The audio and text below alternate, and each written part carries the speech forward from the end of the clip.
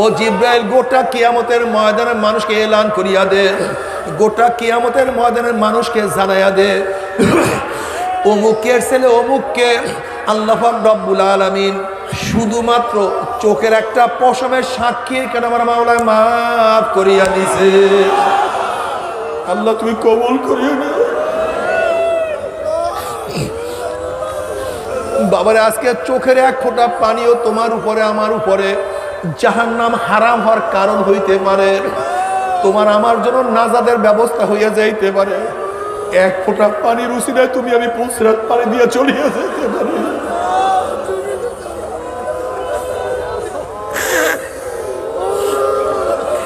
এক ফোঁটা পানির উসিলায় তোমার আমার মিজানের পাল্লা নেকের পাল্লা ওজন হইয়া যাইতে পারে। কিন্তু কিয়ামতের ময়দানে নাফরমান কান্না শুরু করবে। নবী আলাইহিস সালাতু ওয়াস সালাম ফরমান, কিয়ামতের ময়দানে নাফরমান কান্নাকাটি শুরু করবে। কানতে কানতে চোখের পানি শেষ হয়ে যাবে, এরপরে চোখের থেকে রক্ত বাহির হওয়া শুরু হয়ে যাবে। ওই পানি এবং রক্ত পড়তে পড়তে গালের চামড়া এবং গোশতগুলি পচিয়া পচিয়া পড়িয়া যাবে। চোখের নিচে বিশাল বিশাল গর্ত হয়ে যাবে। টনকে টন টনকে টন টনকে টন পানি এবং রক্ত চোখের থেকে বের হবে। কিন্তু যতই পানি পড়ুক রক্ত পড়ুক আর কোনো কাজ হবে না, আর কোনো কাজ হবে না। বাবারে বুঝিয়া শুনিয়া মাওলার কবরে যাইও। এ আমার যুবক বাবারা, মুরব্বী বাবারা, এ আমার বড়লোক বাবারা। ইমাম গজ্জালী রাহমাতুল্লাহ আলাইহি বলেন, ইমাম গজ্জালী রাহমাতুল্লাহ আলাইহি বলেন, গরিবের তুলনায় কবরের মধ্যে বড়লোকদের আযাব 70 গুণ বেশি অনুভব হবে। যখনই বড়লোকদের আযাব শুরু হয়ে যাবে তখন দুনিয়ার সমস্ত চিত্র তাদের সামনে হাজির হয়ে যাবে। দুনিয়ার মধ্যে আমার বিল্ডিং এত সুন্দর ছিল, আমার খাট এত দামি ছিল, আমার বিছানা এত দামি ছিল, আমার ডাইনিং টেবিলে এত ধরনের খানা উপস্থিত থাকতো, আমার গেটের দারোয়ান ছিল, সামনে ফুলের গার্ডেন ছিল, আমার এত ইজ্জত এত সম্মান ছিল। যখন দুনিয়ার শান্তির কথা মনে পড়বে আর কবরের আযাব শুরু হয়ে যাবে তখন তার কলবের মধ্যে এত, কলিজার মধ্যে এত কষ্ট লাগবে যা সহ্য করতে পারবে না। আলাইহিস সালাতু ওয়াস সালাম গোটা দুনিয়ার সমস্ত বাদীরা সাম্যতার উপকার নয়, গোটা দুনিয়ার সাম্যতার উপকার কে? জনাবে মুহাম্মদ রাসূলুল্লাহ সাল্লাল্লাহু আলাইহি ওয়াসাল্লাম। শুধু হুকুম করবা আর তুমি কাজ করবা না, এর নাম সাম্যতা না। জনাবে মুহাম্মদ রাসূলুল্লাহ সাল্লাল্লাহু আলাইহি ওয়াসাল্লাম খন্দকের ময়দানে কি অবস্থা ছিলেন? সাহাবারাও যেই কাজ করছে তিনি একই কাজ করেছেন। জনাবে মুহাম্মদ রাসূলুল্লাহ সাল্লাল্লাহু আলাইহি ওয়াসাল্লামের তারিফ করতে গিয়ে রাবি বলেন, নবী আলাইহিস সালাতু ওয়াস সালাম বুকের মধ্যে পাথর টানতে টানতে তার সমস্ত বুক মোবারক ধুলে এবং কাদায় মিশ্রিত হয়ে গেছিল। সাহাবায়ে কেরাম রিদওয়ানুল্লাহ আজমাইন আসছেন, নবী আল্লাহ ক্ষুধার্ত, কিছু খানার ব্যবস্থা করেন, পেটে পাথর বাঁধছি। নবী আলাইহিস সালাতু ওয়াস সালাম বললেন, কত পাথর বাঁধছো? দেখে এক একটা পাথর বাঁধা। নবী তার কাপড় উঠালেন, দেখেন সবাই পেটের মধ্যে পাথর একটা, আমার নবীর পেটের মধ্যে পাথর দুইটা।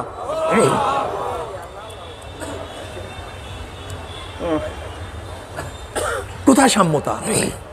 কোথায় সাম্যতা?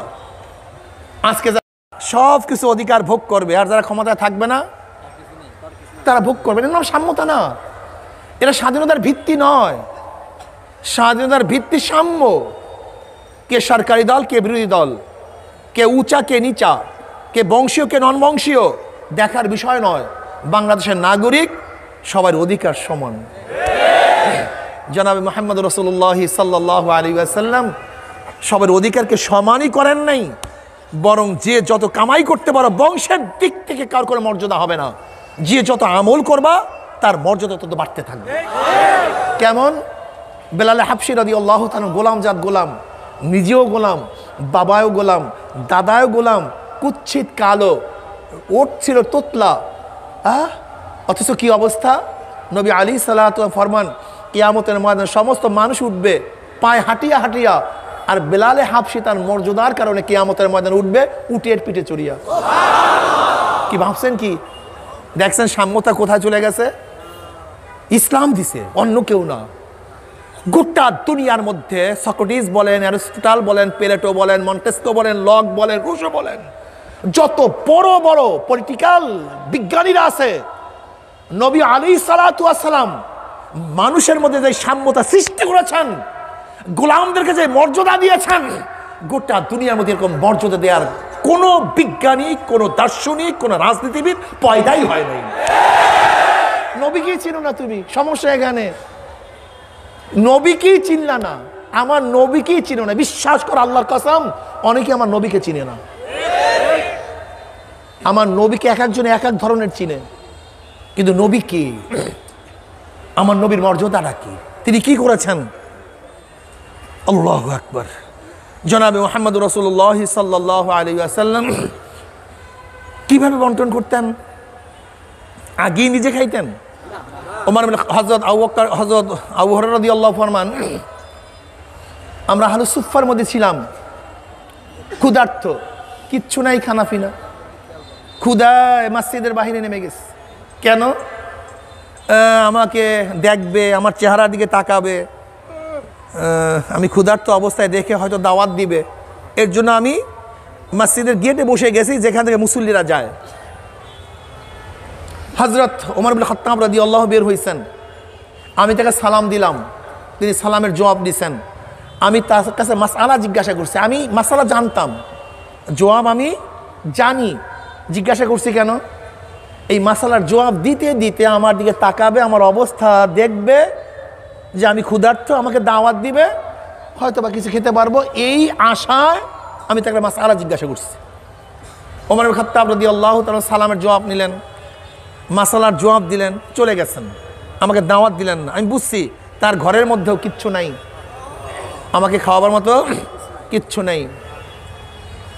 আবু বকর সিদ্দিক রাদিয়াল্লাহু তাআলা আসছেন, আমিও তাকে সালাম দিলাম, তিনিও সালামের জবাব নিছে, মাসালা জিজ্ঞাসা করছি, মাসালার জবাব দিছে, লেকিন দাওয়াত দিলেন না। বুঝছি তার ঘরেও আমাকে খাওয়াবার মতো কিচ্ছু নেই। এরপর সর্দার দো আলম আলাইহিস সালাতু আসছেন, আমি তাকে সালাম দিছি, দেওয়ার সাথে সাথেই তিনি ঘরে ডাকছেন, এই ঘরে কিছু আছে খাওয়াবার মতো? ঘরের থেকে জবাব আসছে, এক পেয়ালা দুধ হাদিয়ে আসছে, এর বাইরে কিছুই নেই। নবী আলাইহিস সালাতু ওয়াসসালাম আবু হুরায়রাকে বললেন, যাও আহলু সুফফার মধ্যে যত সদস্য আছে সবাইকে নিয়ে আসো, আমার ঘরে দাওয়াত। আবু হুরায়রা রাদিয়াল্লাহু চিন্তা করলেন, এক পেয়ালা মাত্র দুধ, এ তো আমার জন্যই যথেষ্ট না। আর তৎকালীন সময় আমরা 70-এর উপরে লোক ছিলাম, আর আমাকে সবাইকে আনার জন্য বলছে, আর হুকুম তো আমাকেই দিবে, বন্টন করো। তা আমি তো যেই আব্দুল্লাহ সেই আব্দুল্লাহ, যেই ক্ষুধার্ত সেই ক্ষুধার্তী, তা আমার অবস্থাটা কি? কিন্তু হুকুম তো অমান্য করার কোনো ক্ষমতা নেই। সবাইকে ডাকলাম, সবাই বসছে। নবী আলাইহিস সালাতু ওয়াস সালাম হাতে পেয়ালা নিয়ে আসছেন, আসি আমার কাছে দিলেন, নাও আবু হুরায়রা পান করো। আবু হুরায়রা রাদিয়াল্লাহু ফরমান, আমি দুধের পেয়ালা নিয়ে প্রথম একজনের কাছে গেছি, সবাই তো ক্ষুধার্ত, কারোর পেটের মধ্যে কিচ্ছু নেই। ক্ষুধার্ত অবস্থায় পেয়ালার দুধ পেয়ে এক চুমুকেই পেট পুড়ে ফেলাইছে। কিন্তু ওই সত্তার কসম যার কুদরত হাতের মধ্যে আমার জীবন, পেয়ালার থেকে এক ফোঁটা দুধ কমে নেই, এক ফোঁটা দুধ কমে নেই। আমার নবীর মুআজিজা, আমাকে পেয়ালা ফেরত দিছে। আমি দ্বিতীয় ব্যক্তির কাছে নিয়ে গেছি, দ্বিতীয় ব্যক্তিও পেয়ালার থেকে দুধ পান করছে, কিন্তু দুধ এক ফোঁটাও কমে নেই। তৃতীয় ব্যক্তির কাছে নিয়ে গেছি, সেও পান করছে, দুধ কমে নাই। এরকম করতে করতে আহলুস সুফফার সমস্ত সদস্যদেরকে আমি দুধ পান করালাম, কিন্তু যেই দুধ সেই দুধ। এবার নবী আলাইহিস সালাতু ওয়াস সালাম বললেন, আবু হুরায়রা পান করো। আমি পান করলাম, এক চুমুকি পেট পুড়ে ফেলাইস, পেয়ালা ফেরত দিছি। নবী বললেন, আবু হুরায়রা আবারও পান করো। কলি ইয়া নবী আল্লাহ পেটে জায়গা নাই তো। না আবারও পান করো। আমি আবারও পান করলাম, পেয়ালা ফেরত দিলাম। এবার নবী বলেন আবু হুরায়রা আবারও পান করো। কলি ইয়া নবী আল্লাহ জায়গা নাই তো। না আবারও পান করো তুমি। আমি আবারও পেয়ালার থেকে দুধ পান করলাম। এবার পেয়ালা ফেরত দিছি, এরপর আমার নবী পান করছেন। আগে সাগরেদ, আগে কর্মী বাহিনী, আগে উম্মত। আর আমাদের অবস্থাটা কি? হ্যাঁ, খুব ভালো মতো বুঝতে হবে, বোঝার চেষ্টা করতে হবে। সরদার দো আলম আলাইহিস সালাতু ওয়া আখলাক, চরিত্র আমাদের গঠন করতে হবে, এই তবিয়াত আমাদেরকে নিয়ে আসতে হবে।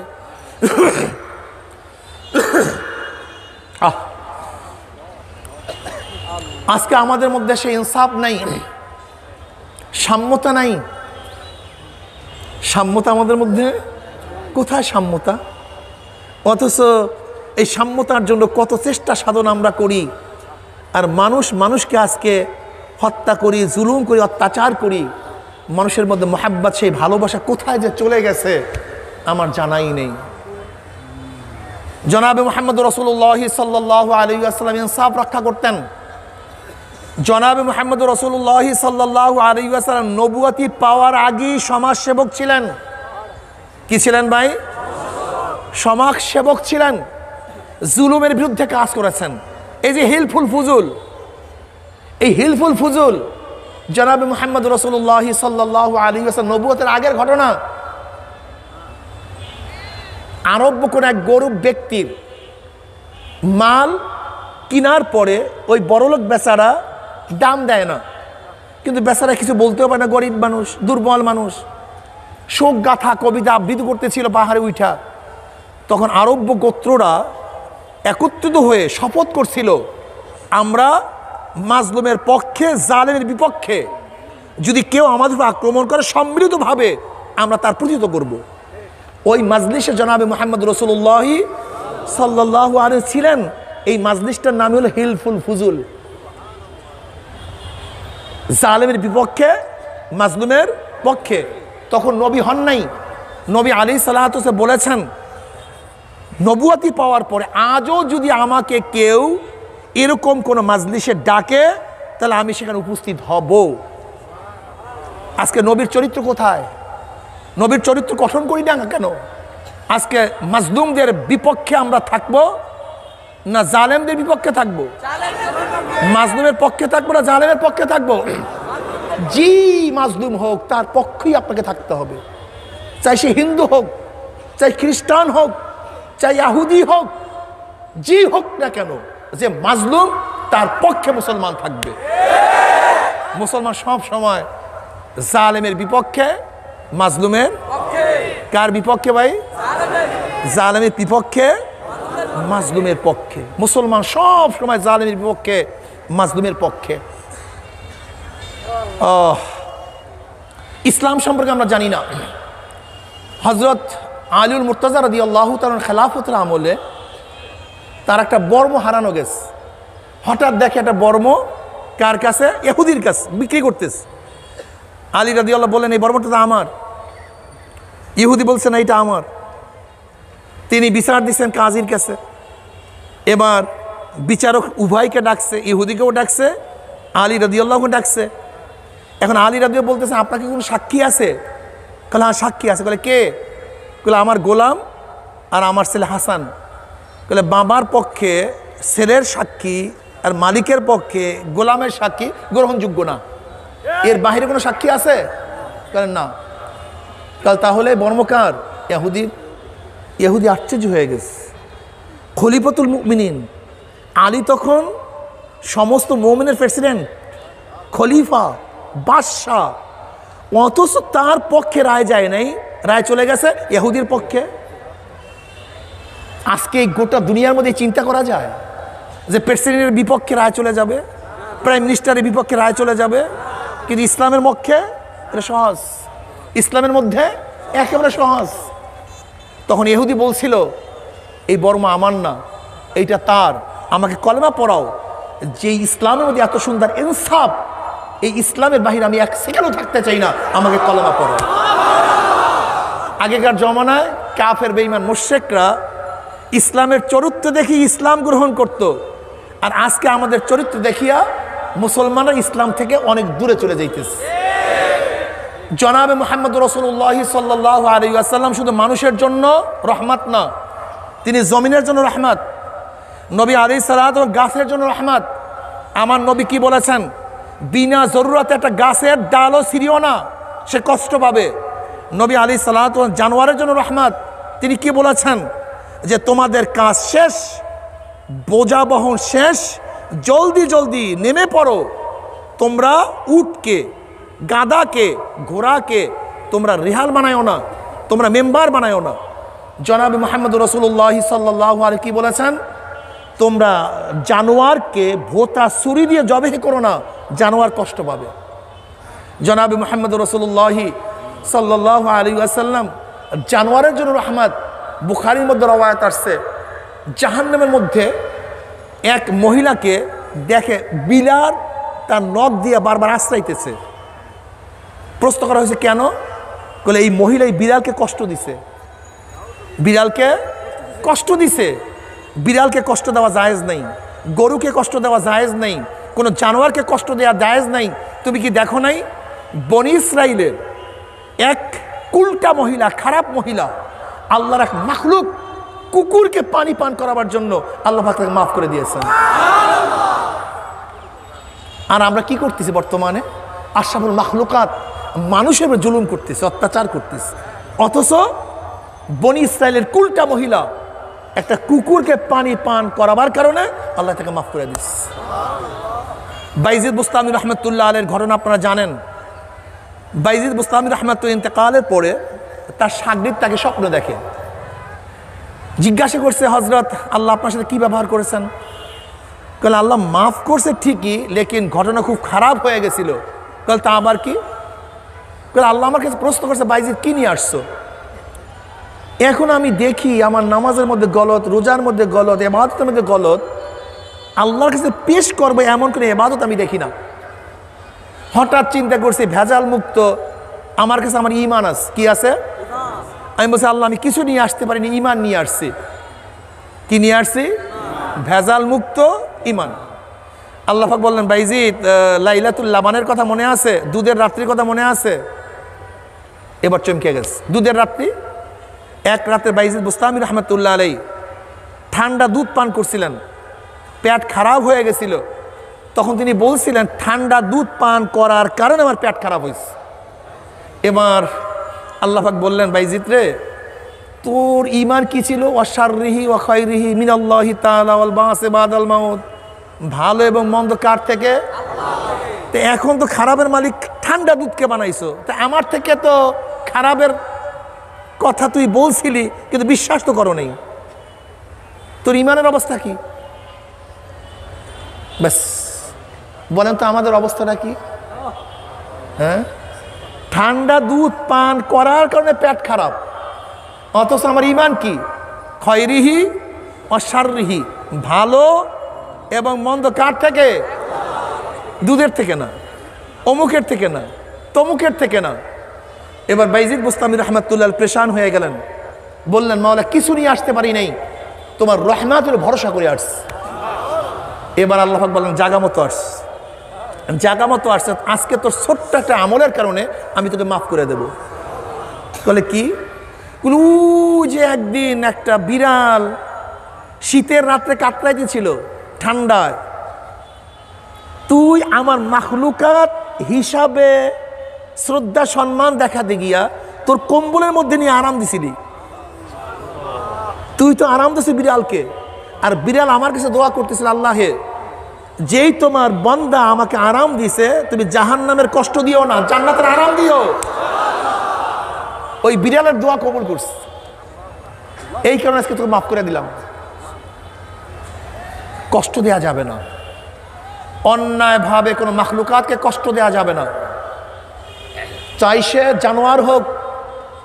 আর আশরাফুল মাখলুকাতে তো প্রশ্নই হতে পারে না, কোনো অবস্থাতেই অন্যায়ভাবে কাউকে কষ্ট দেয়া আমার নবী আলাইহিস সালাম রহমত হিসেবে গোটা দুনিয়ার মধ্যে আসছেন।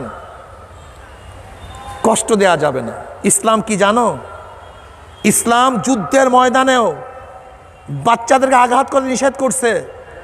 ইসলাম যুদ্ধের ময়দানেও যেই মহিলারা মুসলমানের বিরুদ্ধে অস্ত্র ধারণ করবে না তাদেরকে হত্যা করতে নিষেধ করেছে। ইসলাম যুদ্ধের ময়দানেও কোনো পুরোহিতকে আঘাত করতে নিষেধ করেছে। ইসলাম যুদ্ধের ময়দানেও কোনো ইহুদি নাসারা খ্রিস্টান যদি তোমার উপর আক্রমণ না করে তাদের উপর আক্রমণ করতে নিষেধ করেছে। ইসলাম যুদ্ধের ময়দানে কোনো কাফের বেঈমান শত্রু যদি ধরা পড়ে তাদের সাথে খারাপ ব্যবহার করতে নিষেধ করেছে। ইসলাম জানোই তো না ইসলাম কি জিনিস। আর আজকে ইসলামকে বলেছে টেররিস্ট, আজকে ইসলামকে বলেছে সন্ত্রাসবাদ, আর ইসলামকে বলেছে খুনি। তুমি কি ইসলাম সম্পর্কে জানো? আজকে তোমরা কি ব্যবহার করতেছো গোটা দুনিয়ার মধ্যে? আর ইসলামের যুদ্ধের ইতিহাস দেখো। স্পেনের মধ্যে মুসলমান হারার পরে, পরাজিত হওয়ার পরে তোমরা গোটা মুসলমানের ঘর বাড়ি সব জ্বালিয়ে দিয়েছো। একটা ঘর রাখো নাই, একটা মসজিদ রাখো নাই, একটা মুসলমান জিন্দা রাখো নাই। অথচ মুসলমান গোটা দুনিয়ার মধ্যে যেখানে বিজয় করেছে, বিজয় করে একটা ইহুদি, একটা খ্রিস্টান, একটা হিন্দু হত্যা করে নেই, কোন বস্তির মধ্যে আগুন দেয় নেই। আর ইসলামকে বলেছে টেররিস্ট, সন্ত্রাসবাদ। আর মুসলমানের গোষ্ঠী ইসলাম সম্পর্কে জানে না।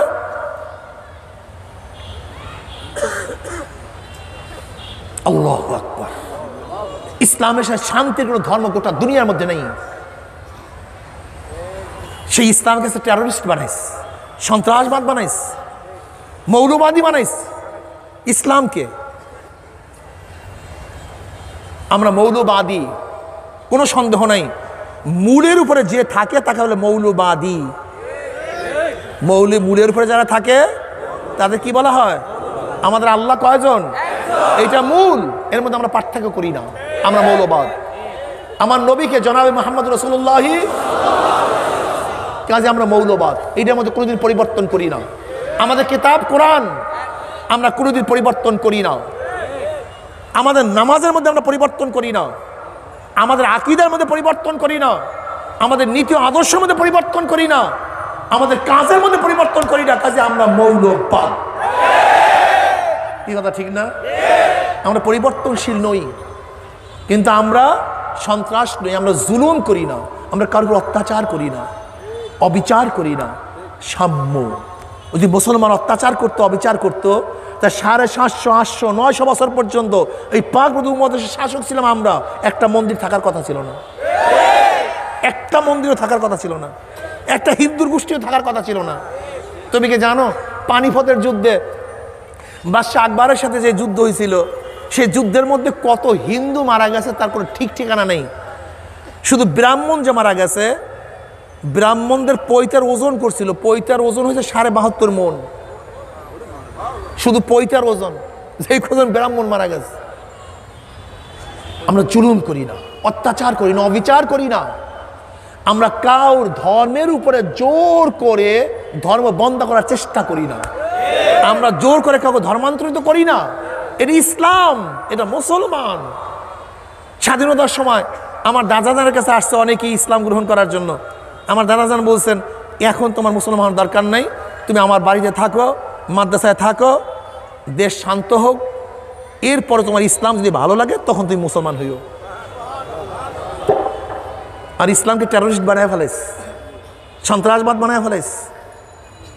ইসলামের সাথে শান্তির কোনো ধর্ম গোটা দুনিয়াতে নেই, থাকতে পারে না, পারে না। ইসলাম ও মুসলমান তো নিজেও খায়, পাড়া প্রতিবেশীকেও খাওয়ায়। এখানে নবী এই কথা বলেন না যে পাড়া প্রতিবেশী যদি মুসলমান হয় তাকে খাওয়াও, মুসলমান না হয় খাওয়ায়ও না, এই কথা বলছে নাকি? পাড়া প্রতিবেশী যদি হিন্দু হয়, সে না খায়া থাকলে আর তুমি খায়া থাকলে ঠিক না। নবী ইব্রাহিম আলাইহিসসালাম মেহমান ব্যতীত খাইতেন না। একদিন মেহমান পাইতেছিল না, হঠাৎ বের হয়েছেন, এক ভিক্ষুক পাইছে, ভিক্ষুককে নিয়ে আসছে। ভিক্ষুক বসছে দস্তরখানে। এখন ভিক্ষুক শুরু করছে বিসমিল্লাহ ওয়াল উজ্জা, লাত এবং উজ্জার নামে খানা শুরু করছে। কার সামনে? নবী ইব্রাহিম আলাইহিসসালামের সামনে। বলে তুমি ভূতের নামে, মূর্তির নামে খানা খাওয়া শুরু করছো, ওঠো এখান থেকে, তুমি বিসমিল্লাহির রহমানির পড়িয়া খাও। এবার ভিক্ষুক বলতেছে, আমি ঈমান আনার জন্য আসিনি, খাওয়ার জন্য আসছি। খাওয়াইলে খাওয়াও, না খাওয়ালে যাই। বলে ভাগো, আমি তোমাকে খাওয়াবো না, আমি তোমাকে খাওয়াবো না। ভিক্ষুক রওনা করছে। অমনি আল্লাহ ডাক দিয়ে বলে, ইব্রাহিম, ও 80 বছর পর্যন্ত লাত ও উজ্জার নামে খানা খায়, একদিনও আমি খানার দাস্তারখান থেকে ওকে তুলিয়া দেই নাই। আর তোর সামনে একদিন লাত ও উজ্জার নাম লওয়ার সাথে সাথে দস্তারখান উঠিয়ে দিছ। নবী ইব্রাহিম আলাইহিস সালাম দৌড়াইস, বলে জলদি আয়, আমার নবুয়তে শেষ হয়ে যাইতেছে, জলদি আয়, তোর মনে যা চায় তা বলিয়া খা, তবে দস্তারখানে আস। আল্লাহ পাক খানাকে আম করছেন, হিন্দুদের জন্য খানাকে আম করছেন, খ্রিস্টানদের জন্য খানাকে আম করছেন। আল্লাহ পাক রব্বুল আলামিন হিন্দুর জমিনের মধ্যে যেই বৃষ্টি, মুসলমানের জমির মধ্যে একই বৃষ্টি, হিন্দুর জমিনের মধ্যে যেই ফসল, মুসলমানের জমির মধ্যে একই ফসল, খ্রিস্টানের টিউবওয়েলের মধ্যে যেই পানি, মুসলমানের টিউবওয়েলের মধ্যে একই পানি। মুসলমানদের জন্য বস্ত্রের ব্যবস্থা করছেন, হিন্দুদের জন্য বস্ত্রের ব্যবস্থা করছেন। আল্লাহ পাক দুনিয়ার খানা পিনার ব্যাপারে কোনো পার্থক্য করেন নাই। আম বলেন, জাম বলেন, মাছ বলেন, গোটা দুনিয়ার মাখলুকাতের জন্য আমার মাওলা ওমা মিন দাব্বাতিন ফিল আরদি ইল্লা আলাল্লাহি রিজকুহা, আমার মাওলা পাক রব্বুল আলামিন দুনিয়ার সমস্ত খানা পিনা সবার জন্য আম করিয়া দিয়েছেন। এর জন্য কোনো দেশ যদি মুসলমান হয়, কোনো দেশের ক্ষমতা যদি মুসলমানের কাছে আসে, সেই দেশে কোনো হিন্দু যদি থাকে, খ্রিস্টান যদি থাকে, ইহুদি থাকে, তাদের খানার কোনো অভাব হতে পারে না, তাদের বস্ত্রের কোনো অভাব হতে পারে না, তাদের ঘরের কোনো অভাব হতে পারে না। যদি ইসলাম খানাকে আম করিয়া দিছে, আল্লাহ পাক খানাকে আম করিয়া দিছে, মুসলমান শাসকও খানাকে আম করিয়া দিছে, মুসলমান শাসকও বস্ত্রকে আম করিয়া দিছে, মুসলমান শাসক চিকিৎসাকে আম করিয়া দিছে, মুসলমান শাসক গৃহকে আম করিয়া দিছে। কাজী মুসলমান শুধু মুসলমানদের জন্য রহমত না, মুসলমানও গোটা মাখলুকাতের জন্য রহমত। সবাই বলেন সুবহানাল্লাহ। মুসলমান সবার জন্য রহমত, মুসলমান গাছের জন্য রহমত, মুসলমান মাছের জন্য রহমত, মুসলমান মাটির জন্য রহমত, মুসলমান মালের জন্য রহমত। কিভাবে মালের জন্য রহমত? আজকে দেখেছেন মন্ত্রী সভার সচিব সাহেব কি বলেছেন, মাত্র 10টা লোক দেন, আমি বাংলাদেশকে কন্ট্রোল করিয়া দেই, বাংলাদেশটাকে সাজাইয়া দেই। কয়টা লোক? মাত্র 10টা লোক দেন। 10টা লোক আওয়ামী লীগ তৈয়ার করতে পারে নাই, বিএনপির 10টা লোক চরিত্রবান তৈয়ার করতে পারে নাই, গোটা ইউনিভার্সিটি, গোটা শিক্ষা ডিপার্টমেন্ট মাত্র 10টা চরিত্রবান লোক তৈয়ার করতে পারে নাই। অথচ কোরআন ও হাদিস লক্ষ লক্ষ কোটি কোটি চরিত্রবান মানুষ তৈয়ার করে ফেলাইছে। গোটা রাজনীতি মাত্র 10টা লোক তৈয়ার করতে পারে নাই। অথচ আমাদের কাছে পাওয়ার নাই, আমাদের কাছে শক্তি নাই, কিন্তু হাজারো রিক্সাওয়ালা আছে, গোটা দুনিয়া তাদের ডাইন হাতে দিয়ে দেওয়া হবে। দুনিয়ার মধ্যে লাথি মারবে, কিন্তু এক লোকমা হারাম তাদের প্যাডের মধ্যে ঢুকাবে না। ইসলাম চিনো কি জিনিস? ইসলাম জানো কি জিনিস? 10টা লোক তৈয়ার করতে পারে নাই, গোটা ইউনিভার্সিটি না।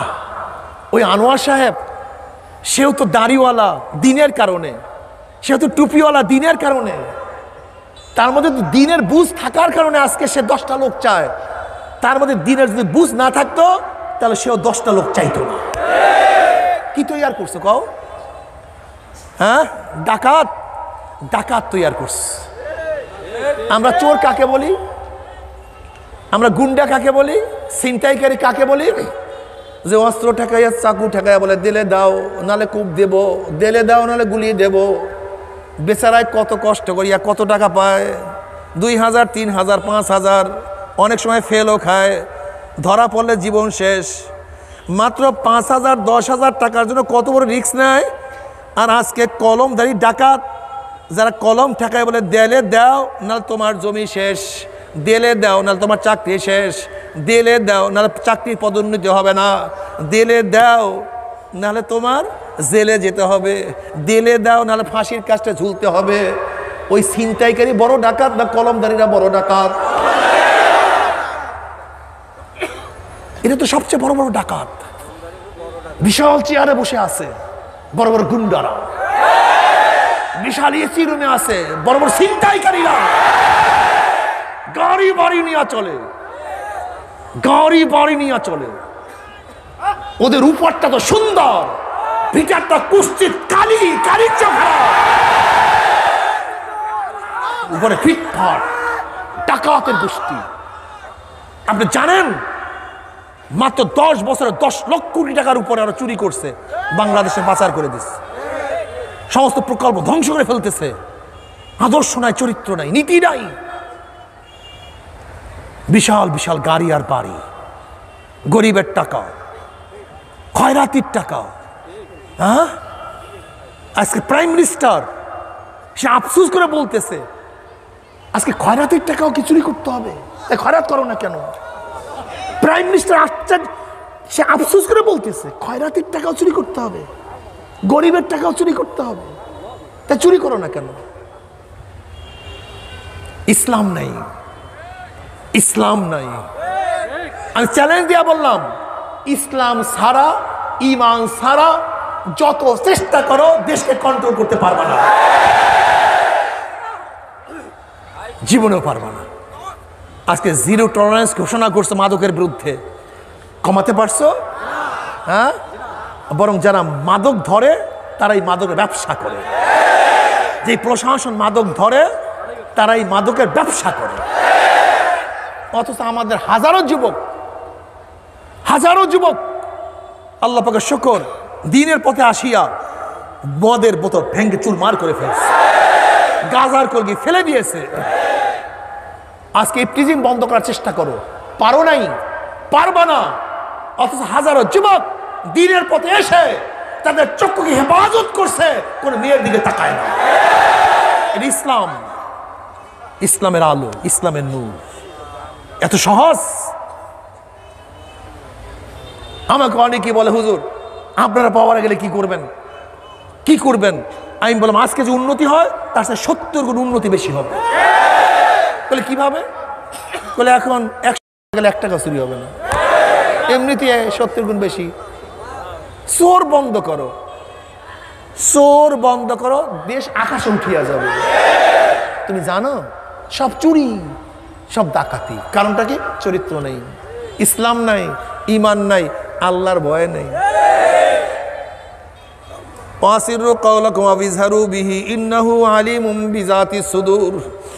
আমি অন্ধকারে যা করি, প্রকাশ্যে যা করি, টেবিলের নিচের থেকে যা করি, টেবিলের উপর থেকে যা করি, সব আমার মাওলায় লেখিয়া ফেলায়, সব আমার মাওলায় দেখে, সব 2 কাঁধে ফেরেশতা লেখিয়া ফেলায়। কিয়ামতের মধ্যে কি জবাব দেব? আল্লাহর সামনে কি জবাব দেব? যেরকম মেমোরি কার্ড সব কিছু রেকর্ড করা যায়, ভিডিও করা যায়, কিন্তু কার্ডের মধ্যে দেখা যায় না এর মধ্যে কি ভিডিও করা আছে, কি রেকর্ড করা আছে। মেশিনের মধ্যে যখন ঢুকাইয়া দিবা দেখবে একের পর এক সব আসতে আছে। আল্লাহ পাক রব্বুল আলামিন 2 কাঁধের মধ্যে কিরামান কাতিবিনা ইয়ালামুনা মা তাফালুন, 2 কাঁধের মধ্যে 2টা মেমোরি কার্ড ঢুকাইয়া দিছে। তুমি রাত্রে যা করো, দিনে যা করো, বাগানের মধ্যে যা করো, জঙ্গলের মধ্যে যা করো, রুমের মধ্যে যা করো, তুমি টেবিলের মধ্যে যা করো, সব রেকর্ড হয়ে যাইতে আছে। যেই ব্যক্তি চিন্তা করে সব রেকর্ড হইতে আছে, সব কিছু ভিডিও হইয়া যাইতে আছে। যদি জজের সামনে আমার সমস্ত ত্রুটিগুলি টেলিভিশনের মধ্যে আসতে থাকে, কোন জায়গা দিয়ে রওনা করছো, কোন পিস্তল দিয়ে গুলি করছো, কাকে গুলি করছো, কিভাবে ছিনতাই করছো, কিভাবে ধর্ষণ করছো, যদি সব কিছু আসতে থাকে, আসামির কিছু বলার থাকে না, মাথা নিচু হয়ে যায়। ঠিক কিয়ামতের ময়দানে আল্লাহ পাক রব্বুল আলামিন যখন মেমোরি কার্ড ঢুকাইয়া দিবে, দেখবে পায়দার পায়ে বালেগ হওয়ার পর থেকে মৃত্যুর আগ পর্যন্ত কোন মসজিদে নামাজ পড়ছো, কোন ইমামের পিছনে নামাজ পড়ছো, আল্লাহ তুমি কবুল করিও না,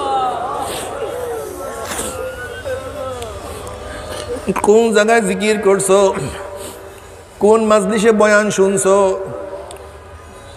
কোন জায়গায় ইফতার করছো, কিভাবে রোজা রাখছো, সব দেখতে পারবা। আবার কোন জায়গায় কোন বন্ধুর সাথে গাঁজা টানছো, দেখবা গাঁজার আসর সামনে হাজির হয়ে গেছে। কোন বন্ধুর সাথে তুমি মদ পান করছো, মদের সব হাজির হয়ে গেছে।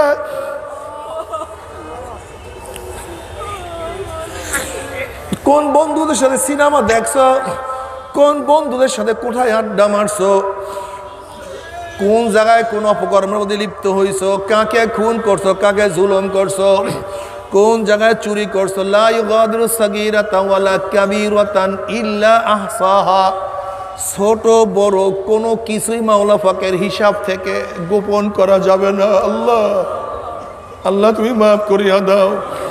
এ আমার যুবক বাবারা, এ আমার মুরব্বী বাবারা, আমার পর্দালা মা বোনেরা, ঈমান নিয়ে আসো, ইয়াকিন করো যে সব কিছু হিসাব নিকাশ, সব কিছু হিসাব নিকাশ চলতে আছে, সব কিছু মেমোরি হয়ে যাইতে আছে, সব কিছু রেকর্ড হইয়া যাইতে আছে, সব কিছু ভিডিও হইয়া যাইতে আছে।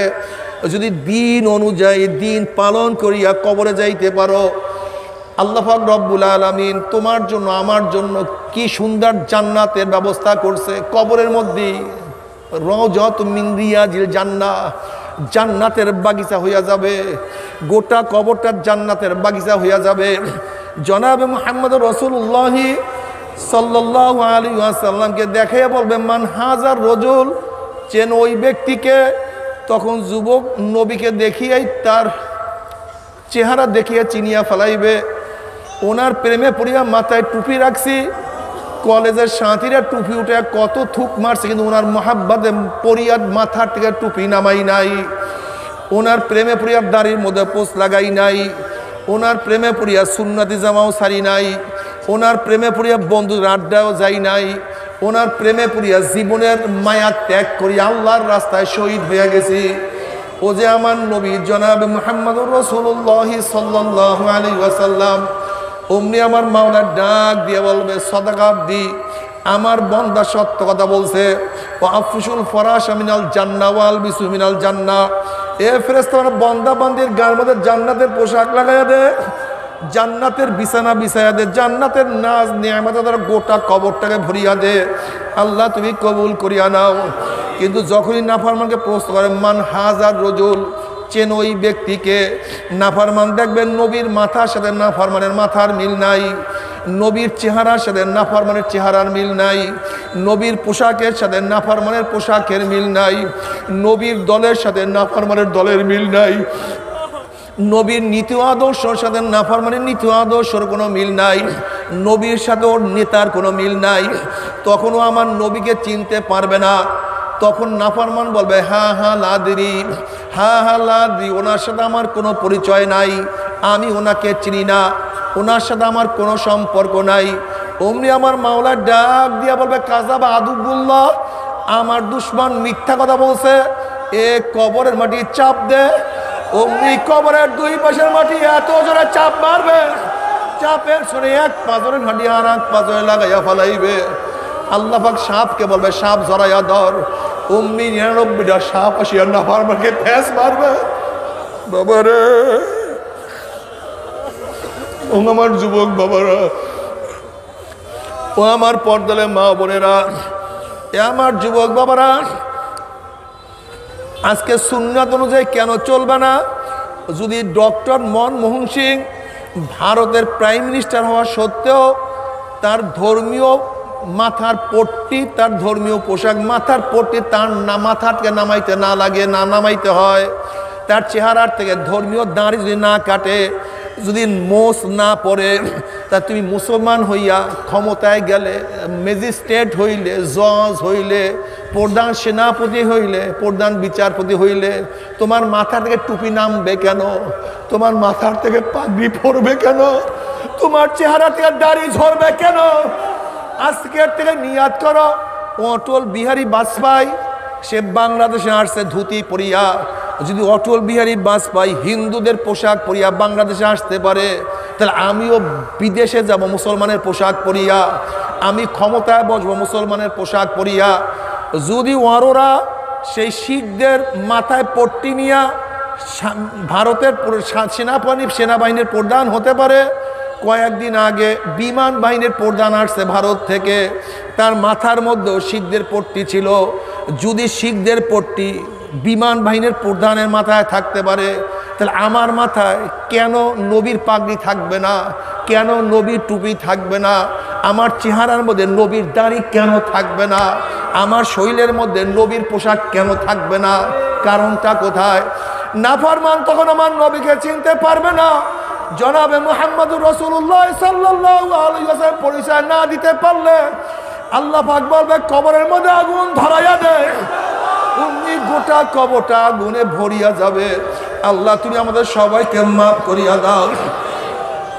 এই ফেরেশতারা কবরের সাথে আগুনের সাথে জাহান্নামের সাথে সুরাত করিয়া দে। গোটা কবরটা আগুন। আল্লাহ তুমি আমাদের সবাইকে মাফ করিয়া দাও। আল্লাহ এই কবরের মধ্যে হাজার হাজার হাজার হাজার বছর থাকতে হবে। এরপরে কিয়ামতের ময়দান। কিয়ামতের ময়দানে এত মারাত্মক জায়গা, এত কঠিন জায়গা। জনাবে মুহাম্মদুর রাসূলুল্লাহ সাল্লাল্লাহু আলাইহি ওয়াসাল্লাম আম্মা জান আয়েশাকে বলছে, আয়েশা কিয়ামতের ময়দানে সমস্ত মানুষ উলঙ্গ অবস্থায় উঠবে। আম্মা জান আয়েশা বলছে, ইয়া নবী আল্লাহ, ইয়া রাসূলুল্লাহ, কোটি কোটি মানুষ কিয়ামতের ময়দানে উঠবে, আমরা যদি উলঙ্গ অবস্থায় উঠি আমাদেরকে লজ্জা লাগবে না, শরম লাগবে না? নবী আলাইহিস সালাতু ওয়াস সালাম, আয়েশা রে, কিয়ামতের ময়দানে সমস্ত মানুষের চক্ষু যে উপরের দিকে উঠবে, কোন মানুষ নিচের দিকে চক্ষু নামাইতে পারবে না। কার দিকে কেউ তাকাবার সুযোগ পাবে না, কেউ কাউকে সাহায্য করার কোনো সুযোগও পাবে না। আয়েশা, ইয়াউমা ইয়াফিরুল মারউ মিন আখিহি ওয়া উম্মিহি ওয়া আবিহি ওয়া সাহিবাতিহি ওয়া বানি। যেই কিয়ামতের ময়দানে আপন ভাই ভাই পরিচয় দেবে না, মা ছেলের সাহায্য করবে না, ছেলে মাকে সাহায্য করবে না, বাবা ছেলেকে উপকার করবে না, ছেলে বাবাকে উপকার করবে না। নেতারা সব লাপাত্তা হইয়া যাবে। সমস্ত মানুষ শুধু বলবে, মাওলা আমাকে বাঁচাও, আমাকে বাঁচাও। ওয়াকুল ইব্রাহিম খলিলুল্লাহ নাফসি নাফসি, মুসা কালিমুল্লাহ নাফসি নাফসি, ঈসা রূহুল্লাহ নাফসি নাফসি। সমস্ত নবীরা বলবে, মাওলা আমাকে বাঁচাও, আমাকে বাঁচাও, আমাকে বাঁচাও।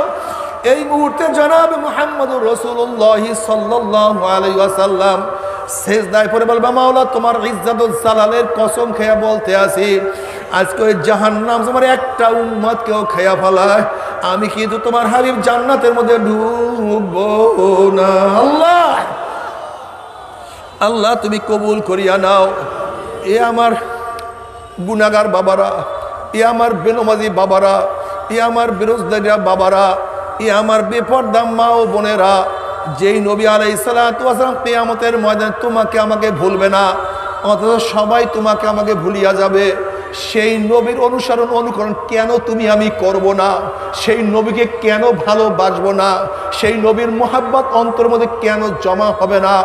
এখন বলতে পারো, হুজুর নবীর মোহাব্বত আমাদের প্রত্যেকের কলবের মধ্যে আছে, কিন্তু নবী আলাইহিস সালাতু ওয়াস সালামের মোহাব্বত করার পদ্ধতি আমার নবী নিজেই বাতায়া দিয়েছেন। মান আহাব্বা সুন্নতি ফাকাদ আহাব্বানি ওয়া মান আহাব্বানি কানা মাই ফিল জান্নাহ। যারা আমার সুন্নাতকে মোহাব্বত করলো তারা আমাকেই মোহাব্বত করলো, আর যারা আমাকে মোহাব্বত করবে আমার সাথী হইয়া তারা জান্নাতে চলিয়া যাবে। সবাই বলেন সুবহানাল্লাহ। আল্লাহ তুমি কবুল করিয়া নাও। নবী আলাইহিস সালাতু ওয়াস সালাম আল্লাহর কাছে দোয়া করেন, মাওলা রে, আজকে ওই জাহান্নাম তোমার একটা উম্মত কেউ খেয়া ফেলায়, আমি কিন্তু তোমার হাবিব জান্নাতের মধ্যে ঢুকবো না। নবী আলাইহিস সালাতু ওয়াস সালাম দোয়া কবুল করে আল্লাহ পাক বলবে, যাও জিবরাইল, আমার হাবিবের কাছে পানির টুকু নিয়ে দিয়ে আসো। নবী আলাইহিস সালাতু ওয়াস সালাম যখন এই পানির জাহান্নামের গায়ে ছিটা মারবে, জাহান্নাম ক্যাত ক্যাত ক্যাত ক্যাত করে পিছনে সরিয়া যাবে। নবী আলাইহিস সালাতু ওয়াস সালাম বলবে, মাওলা রে, যে জাহান্নামকে লক্ষ লক্ষ ফেরেশতারা ধরিয়া রাখতে পারে না, এ আবার কোন কুদরতি পানি, কোন আশ্চর্য পানি, যেই পানি মারার সাথে সাথে জাহান্নাম পিছনে সরিয়া গেল।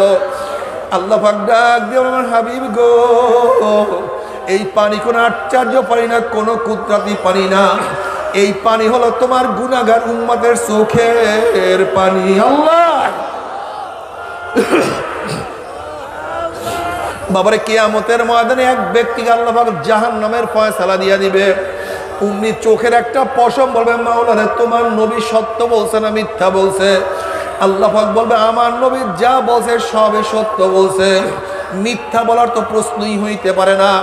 তখন চোখের পশম বলবে মাওলানা তোমার নবীর ঘোষণা, মান বাকা মিন খাশিয়াতিল্লাহি হারামাল্লাহু তিলকাল আইন আলান নার। যেই চক্ষু তোমার ভয়ে জাহান্নামের ভয়ে কাঁদবে, সেই চোখের উপরে তুমি জাহান্নামের আগুন হারাম করিয়া দিবা, এইটা তোমার নবীর ঘোষণা। আর আমি চোখের পশম সাক্ষী দিতে আছি, তোমার এই বন্দার নামাজের দাঁড়াইয়া দাঁড়াইয়া কত কান্না কানছে, তোমার এই বন্দা রুকুতে গিয়া কত চোখের থেকে পানি ঝরাইছে, তোমার এই বন্দা সেজদায় পড়িয়া কান দিয়া কত মাটি ভিজাইছে, তোমার এই বন্দা জিকির আজকারে বসিয়া ওয়াজ নসিহাতে গিয়া কান দিয়া কত বুক ভাসাইছে। এরপরে তুমি তাকে কিভাবে জাহান্নামের ফয়সালা দিয়া দিলা? অমনি আমার মাওলা জিব্রাইলকে ডাক দিয়া বলবে, জিব্রাইল, ও জিব্রাইল, গোটা কিয়ামতের ময়দানের মানুষকে এলান করিয়া দে, গোটা কিয়ামতের ময়দানের মানুষকে জানাইয়া দে, অমুকের ছেলে অমুককে আল্লাহ পাক রব্বুল আলামিন শুধুমাত্র চোখের একটা পশমের সাক্ষীর কেন আমার মাওলা মাফ করিয়া দিছে। আল্লাহ তুমি কবুল করিও না। বাবারে আজকে চোখের এক ফোঁটা পানিও তোমার উপরে আমার উপরে জাহান্নাম হারাম হওয়ার কারণ হইতে পারে, তোমার আমার জন্য নাজাদের ব্যবস্থা হইয়া যাইতে পারে।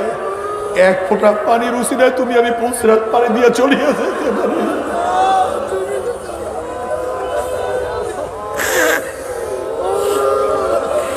এক ফোঁটা পানির উসিলায় তোমার আমার মিজানের পাল্লা নেকের পাল্লা ওজন হইয়া যাইতে পারে। কিন্তু কিয়ামতের ময়দানে নাফরমান কান্না শুরু করবে। নবী আলাইহিস সালাতু ওয়াস সালাম ফরমান, কিয়ামতের ময়দানে নাফরমান কান্নাকাটি শুরু করবে, কানতে কানতে চোখের পানি শেষ হয়ে যাবে, এরপর চোখের থেকে রক্ত বাহির হওয়া শুরু হয়ে যাবে। ওই পানি এবং রক্ত পড়তে পড়তে গালের চামড়া এবং গোশতগুলি পচিয়া পচিয়া পড়িয়া যাবে। চোখের নিচে বিশাল বিশাল গর্ত হয়ে যাবে, টনকে টন টনকে টন টনকে টন পানি এবং রক্ত চোখের থেকে বের হবে। কিন্তু যতই পানি পড়ুক রক্ত পড়ুক আর কোনো কাজ হবে না, আর কোনো কাজ হবে না। বাবারে বুঝিয়া শুনিয়া মাওলার কবরে যাইও। এ আমার যুবক বাবারা, মুরব্বী বাবারা, এ আমার বড়লোক বাবারা, ইমাম গজ্জালী রাহমাতুল্লাহ আলাইহি বলেন, ইমাম গজ্জালী রাহমাতুল্লাহ আলাইহি বলেন, গরিবের তুলনায় কবরের মধ্যে বড়লোকদের আযাব 70 গুণ বেশি অনুভব হবে। যখন এই বড়লোকদের আযাব শুরু হয়ে যাবে, তখন দুনিয়ার সমস্ত চিত্র তাদের সামনে হাজির হয়ে যাবে। দুনিয়ার মধ্যে আমার বিল্ডিং এত সুন্দর ছিল, আমার খাট এত দামি ছিল, আমার বিছানা এত দামি ছিল, আমার ডাইনিং টেবিলে এত ধরনের খানা উপস্থিত থাকতো, আমার গেটের দারোয়ান ছিল, সামনে ফুলের গার্ডেন ছিল, আমার এত ইজ্জত এত সম্মান ছিল। যখন দুনিয়ার শান্তির কথা মনে পড়বে আর কবরের আযাব শুরু হয়ে যাবে, তখন তার কলবের মধ্যে এত, কলিজার মধ্যে এত কষ্ট লাগবে যা সহ্য করতে পারবে না। ও বড়লোক বাবারা, আজকে খালি পায়ে জমিনের মধ্যে হাঁটতে পারো না, পায়ের মধ্যে ব্যথা লাগে, আজকে ছোট্ট একটা কাঁটার আঘাত সহ্য করতে পারো না, আর খোদা না খাস্তা, খোদা না খাস্তা কবরের মধ্যে যদি 99 সাপের কামড় শুরু হইয়া যায়, কেমনে সহ্য করব?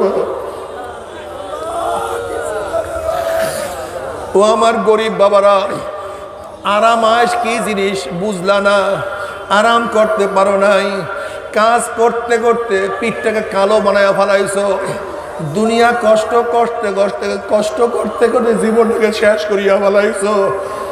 আর খোদা না খাস্তা, খোদা না খাস্তা কবরের মধ্যেও যদি কষ্ট শুরু হইয়া যায়, তোমার সে বড় কপাল পরা আর কেউ হইতে পারে না।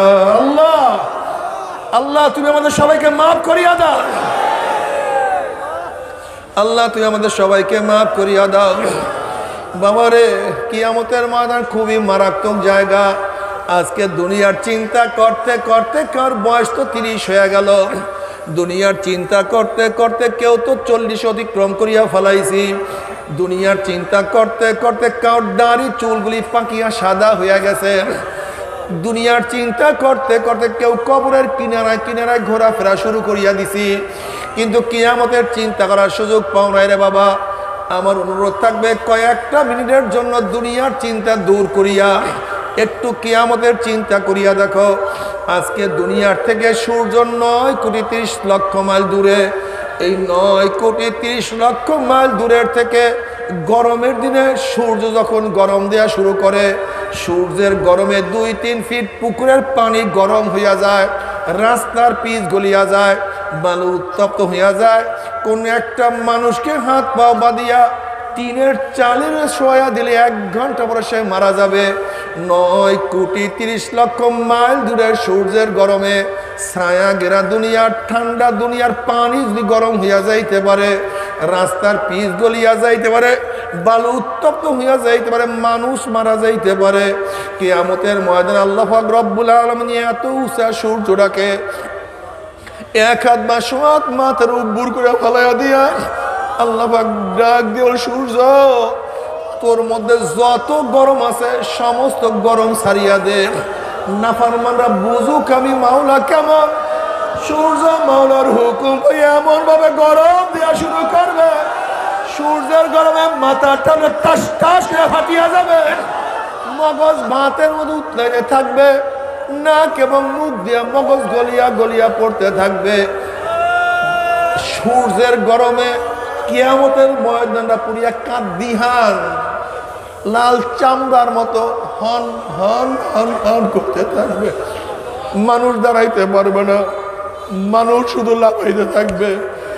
বাবারে দুনিয়াতে কয়দিন বাঁচবো? 30, 40, 50, 60, 70 বছর। আর কোনো মোল্লা মৌলবীর কেরসা কাহিনী না, কোনো পীর বুজুর্গর কোনো বাণী না।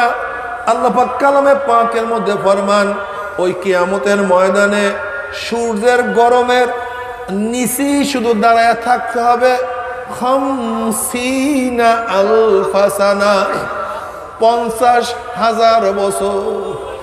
আল্লাহ তুমি আরো নিচে সবাইকে জায়গা করিয়ে দিও, সবাইকে আমাদেরকে আরো নিচে জায়গা করিয়ে দিও। বাবারে আসলে তোমার আমার কি আমাদের কোনো টেনশন নেই, চিন্তা নাই। নবী ইব্রাহিম আলাইহিস সালাম মাঝে মাঝে মাওলার ভয়ে বেহুশ হয়ে পড়িয়া যাইতেন। মাঝে মাঝে মাওলার ভয়ে কলিজার মধ্যে এমন কম্পন সৃষ্টি, তো অনেক দূরের থেকে আওয়াজ পাওয়া যাইত। আল্লাহ পাক রব্বুল জিব্রাইল আমার খলির কাছে সালাম পৌঁছাও এবং প্রশ্ন করো কোনো বন্ধু কি বন্ধুর ভয় তুমি বেহুশ হইতে পারে নাকি?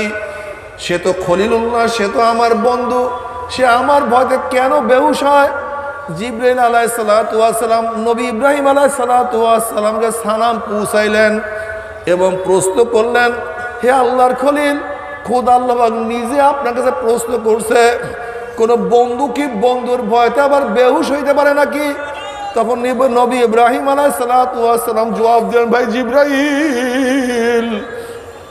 ভাই জিব্রাইল, যখন আমার পদস্খলনের কথা মনে পড়ে, কিয়ামতের কথা মনে পড়ে, মিজানের কথা মনে পড়ে, পুলসিরাতের কথা মনে পড়ে, তখন আল্লাহর সাথে আমার সম্পর্ক আমি সব ভুলিয়া যাই, আমার কিছু মনে থাকে না। বাবারে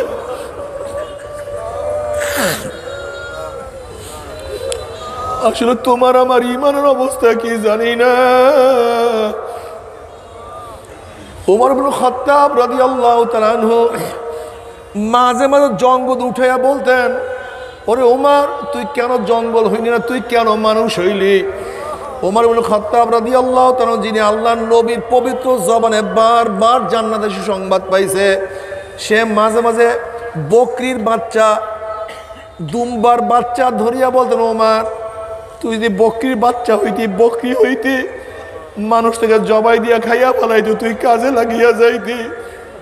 ওমর হইছ মানুষ, কিন্তু মাওলার ইবাদত করতে ওমর পারলি না। বাবারে কি বলবো, গোটা নবীদের পরে মর্যাদার দিকে যে এক নাম্বার আবু বকর সিদ্দিক রাদিয়াল্লাহু তাআলা আনহু, তিনি একদিন জঙ্গলে গিয়া দেখেন একটা গাছের গোড়ায় একটা গরু বসা। আবু বকর সিদ্দিক রাদিয়াল্লাহু তাআলা গরুকে সম্বোধন করিয়া বলতেছে, গরু তুই আমার চেয়ে কত ভালো, তোর হিসাব নাই, নিকাশ নাই, পুলসিরাত নাই, মিজান নাই, কিয়ামত নাই, তুই ঘুরিয়া খা, ঘুরিয়া চলো, কিন্তু আমি আবু বকরের সামনে কত হিসাব, আমার কি উপায় হবে আমি তো জানি না।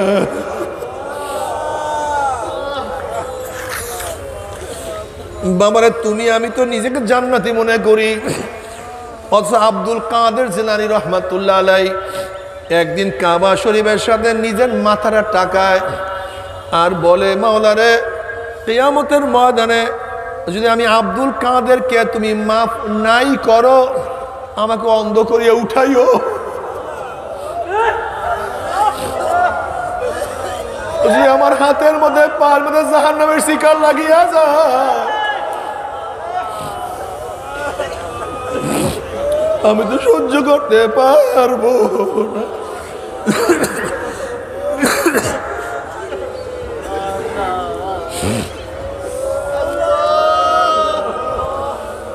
বাবারে থানবী রহমাতুল্লাহ আলাইহি তিনি বলেন, যদি মাওলা আমাকে মাফ করিয়া জান্নাতের লোকের জুতাও বানায়া দেয় আমার খোশ নসিব। যদি মাওলা আমাকে মাফ করিয়া জান্নাতের লোকের জুতাও বানায়া দেয় আমার খোশ নসিব, কমপক্ষে জাহান্নামে যাইতে হবে না। আমাদের শায়খ মুর্শিদ নব্বর আল্লাহু মারকাদাহু তিনি বয়ানে বারবার বলতেন, বাবারে তোমাদের সবার যে দোয়ার প্রয়োজন আমার একার তার চেয়ে বেশি দোয়ার প্রয়োজন। বাবা আমি তো পুঁজির উপরে আছি।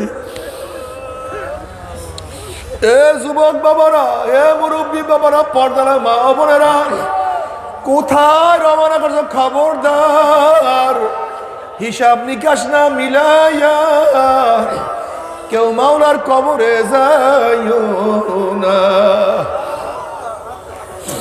ওমর ইবনে খাত্তাব রাদিয়াল্লাহু ফরমান, হাসিবু ক্বাবলা আন তুহাসাবু, তোমার কাছে হিসাব নেওয়ার আগে তুমি তোমাকে হিসাব নাও। তোমার নামাজ পড়ার সংখ্যা বেশি, নামাজ কাজার সংখ্যা বেশি, তোমার রোজা রাখার সংখ্যা বেশি, রোজা কাজার সংখ্যা বেশি, তোমার দাড়ি কাটার বয়স বেশি না দাড়ি রাখার বয়স বেশি। তুমি দেখো চোখের থেকে গুনার দিকে বেশি তাকাইছো না নেকের দিকে বেশি তাকাইছো? তোমার কান দিয়া কি নেকের আওয়াজ বেশি ঢুকাইছো না গুনার আওয়াজ বেশি ঢুকাইছো?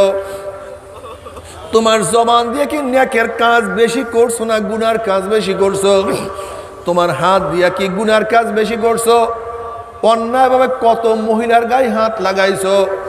এই হাত দিয়া কত গাঁজা সেবন করছো, কত মদের পেয়ালা ধরছো? এই হাত দিয়া কত সুদ ঘুষ গ্রহণ করছো? এই হাত দিয়া কত জুলুম অত্যাচার করছো? এই হাত দিয়া কত মানুষকে খুন করছো? এই পাও দিয়ে কি নেকের দিকে বেশি হাঁটছো না গুনার দিকে বেশি হাঁটছো? কলব দিয়ে অন্তর দিকে নেকের চিন্তা বেশি করছো না গুনার চিন্তা বেশি করছো? গুনা যা করছো তওবা করতে পারছো কি পারো নাই? আবার তওবা যা করছো আবার মাওলায় মাফ করছে করে নাই? খবরদার হিসাব নিকাশ না মিলাইয়া কেউ মাওলার কবরে যাইও না। আল্লাহ আল্লাহ তুমি আমাদের সবাইকে মাফ করিয়া দাও। এ আমার যুবক বাবারা, জৈবন যেন তোমাকে ধোকায় ফালাইতে না পারে। তুমি কি দেখো নাই কত যুবককে জৈবন ধোকায় ফালাইয়া জাহান্নামে ফালাইয়া দিছে? এ আমার ট্রেনের ছাত্র বাবারা, তোমরা ধারণা করছো হুজুর বুড়া হইয়া তারপরে ইবাদত করব। তুমি কি দেখো নাই কত নাইনের ছেলে দুনিয়ার থেকে বিদায় হয়ে গেছে? এ আমার 9-এর ছাত্র বাবারা, তুমি কি দেখো নাই কত 8-এর ছেলে দুনিয়ার থেকে বিদায় হয়ে গেছে? এ বাবা, তুমি কি সতর্ক হবা না? অথচ তুমি তোমার ছেলেকে কান্দে করিয়া কবর দিয়ে দিছ, এরপরে সতর্ক হব না? হে দাদা, হে নানা, তুমি কি এখনো সতর্ক হবা না? অথচ তুমি তোমার নাতির জানাজা উপস্থিত হয়ে গেছো। হে বন্ধু, তুমি কি এখনো ফিরবা না? অথচ তোমার বন্ধুকে তুমি দাপন করিয়া ফেলাইছো। এ বাবা, হে দাদা, হে নানা, হে বন্ধু, হে বড়, হে ছোট, তোমার সে অনেক ছোট মানুষ দুনিয়ার থেকে বিদায় হয়ে গেছে, সুস্থ মানুষ দুনিয়ার থেকে বিদায় হয়ে গেছে। কত মানুষ ধারণা করছে আগামীকাল দাঁড়িয়ে রাখবো, কিন্তু না রাখিয়াই দুনিয়ার থেকে বিদায় হয়ে গেছে। কত মানুষ চিন্তা করছে আগামীকাল কলেমা পড়বো, নামাজ ধরবো, রোজা রাখবো, কিন্তু করতে পারে না। আর তো করার সুযোগ হবে না। বাবারে, দুনিয়ার পরীক্ষায় একবার ফেল করলে বারবার পরীক্ষা দিয়ে পাস করার আশা করা যায়। আজকে দুনিয়ার ব্যবসায় লস খেলে বারবার ব্যবসা করিয়া লাভ করার আশা করা যায়। আজকে দুনিয়ার ম্যাজিস্ট্রেট করে হারলে জজ করে আপিল করিয়া, জজ করে হারলে হাইকোর্টে আপিল করিয়া, হাইকোর্টে হারলে সুপ্রিম কোর্টে আপিল করিয়া জেতার আশা করা যায়। কিন্তু খোদা না খাস্তা, খোদা না খাস্তা, খোদা না খাস্তা, মৌতের মামলায়, কবরের মামলায়, কিয়ামতের মামলায়, ওই মিজান পুসরাতের মামলা যে একবার স্লিপ কাটিয়া যায়, আর তো দ্বিতীয়বার আপিল করা যাবে না। আল্লাহ, আল্লাহ তুমি মাফ করিয়া দাও। যখন পুসরাতের উপর থেকে জাহান্নামেরা ঘুম করিয়া জাহান্নামে পড়িয়া যাবে, 70 বছর পর্যন্ত, 70 বছর পর্যন্ত জাহান্নাম নিচে যাইতেই থাকবে, যাইতেই থাকবে, যাইতেই থাকবে, 70 বছর মধ্যে যাইতে থাকবে। আল্লাহ তুমি মাফ করিয়া দাও, আল্লাহ তুমি ক্ষমা করিয়া দাও। আরে জাহান্নামীদেরকে একটা আগুনের পোশাক পরাইয়া দেওয়া হবে। যদি আগুনের পোশাক পরাইয়া দেওয়া হয়, কি যে কষ্ট! এ তো কোনো মানুষ বয়ান করতে পারবে না। জাহান্নামীরা যখন পানি পানি করে চিল্লাইতে থাকবে, তাসলা নারান হামিয়া তুসকা মিন আইনিন আনিয়া, আল্লাহ তুমি মাফ করিয়ে দিও। নবী আলাইহিস সালাতু ওয়াস সালাম ফরমান, হে আমার উম্মাত, যখন জাহান্নামের বয়ান শোনো, 2 ফোঁটা চোখের পানি ফেলাইয়া দিয়া মাওলার কাছে বলো, মাওলা রে, ওই জাহান্নাম থেকে সবাইকে মাফ করিয়া দাও। আল্লাহ সবাইকে ক্ষমা করিয়া দাও। হাল আতাকা হাদিসুল খাশিয়া, হাল আতাকা হাদিসুল গাশিয়া, উজুহু ইয়াওমাইযিন খাশিয়া আমিলাতুন নাসিবা তাসলা নারান হামিয়া তুসকা মিন আইনিন আনিয়া। যখন জাহান্নামীরা পানি পানি করে চিল্লাইতে থাকবে, চলন্ত আগুনের নহরের মধ্যে থেকে বালতি ভরি আগুন খাওয়াইয়া দেওয়া হবে।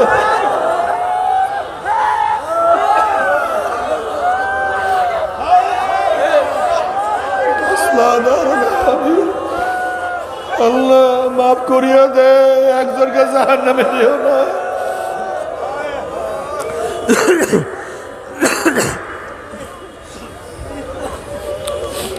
বাবারা সহ্য করতে পারবি?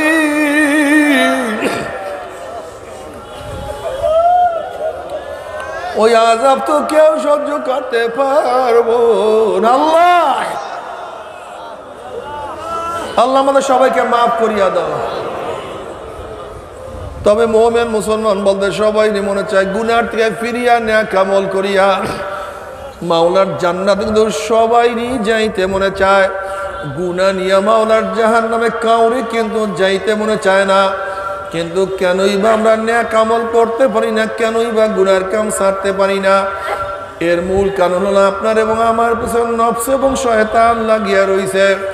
এই নফস এবং শয়তান থেকে ফেরার জন্য যে কোনো একজন হক্কানি আল্লাহর ওলির হাতে হাত দিতে হবে রে বাবা। খবরদার, বর্তমান জমানায় পীর মুরিদের নামে ভেজাল, ব্যবসা, দলাদলি, হিংসা, হাসাদ, শিরক, বিদআতে পরিণত হয়ে গেছে। সমস্ত আল্লাহর ওলির একমত, যেই পীরের 5 জন মুরিদের মধ্যে কমপক্ষে 3 জনকে দেখবা আলহামদুলিল্লাহ সুন্নাত মুআফিক আমল আকলাক মজবুত হয়ে যাইতে আছে, গুনার কাম ছাড়তে আছে, নেকের আমল ধরতে আছে, কলব নরম হইয়া চোখে পানি আসতে আছে।